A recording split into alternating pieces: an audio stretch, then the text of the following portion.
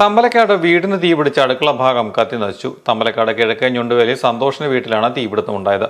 വൈദ്യുതി short circuit മൂലം fridge കത്തുകയും തുടർന്ന് അടുക്കളയിൽ തീ പടരുകയുമായിരുന്നു. വീട്ടിലെ ആളുകൾ ഇല്ലാതിരുന്ന സമയത്താണ് അപകടം സംഭവിച്ചത്. അടുക്കളയുടെ ജനൽപ്പാളികളും മേൽക്കൂരിലെ ഷീറ്റുകളും പൊട്ടിത്തകർന്നു.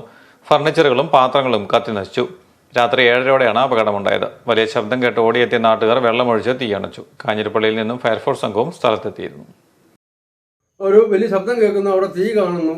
പെട്ടെന്ന് ഓടി വരാമോ എന്ന് ചോദിച്ചു. ഞാൻ ഓടി വന്നപ്പോഴത്തേനും ഇവിടെ കഥകെല്ലാം അടച്ചിട്ടൊക്കെ ഇവിടെ ആരും ഇല്ലായിരുന്നു.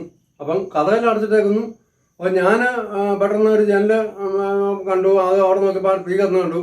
അപ്പോൾ ഇവിടെ കഥക് തുറക്കാമെന്ന് നോക്കിയപ്പോഴത്തേനും അവിടെ താക്കോൽ അടുത്ത വീട്ടിലുണ്ടായിരുന്നു. ആ താക്കോൽ തുറന്നു കയറി വന്നു കഴിഞ്ഞപ്പോഴത്തേനും ഇവിടെ അടുക്കള മുഴുവൻ കത്തുന്നതാണ് കാണുന്നത്. കത്തടിച്ചു. പിന്നെ വെള്ളം പിന്നെ ചേച്ചിമാരെല്ലാം കൂടെ വന്നു. പിന്നെ വെള്ളം കോരി ഒഴിച്ച് മൊത്തം കെടുത്തി എല്ലാം ശരിയാക്കി. പക്ഷേ അടുക്കള മുഴുവൻ നശിച്ചു പോയി കേട്ടോ. മുഴുവൻ നശിച്ചു. ഞങ്ങളിവിടെ ഇല്ലായിരുന്നു. ഞങ്ങളുടെ കല്യാണാവശ്യത്തിനായിട്ട് പോയതായിരുന്നു. വീട് കത്തിയെന്നും പറഞ്ഞ് ഞങ്ങളെ വിളിച്ച് പറയുകയായിരുന്നു. ഇവിടെ വന്നിട്ട് നാട്ടുകാരും എല്ലാവരും കൂടി സഹായിച്ച് തീയെല്ലാം വെള്ളം ഒഴിച്ച് കെടുത്തി. പിന്നെ മൊത്തം നാശം.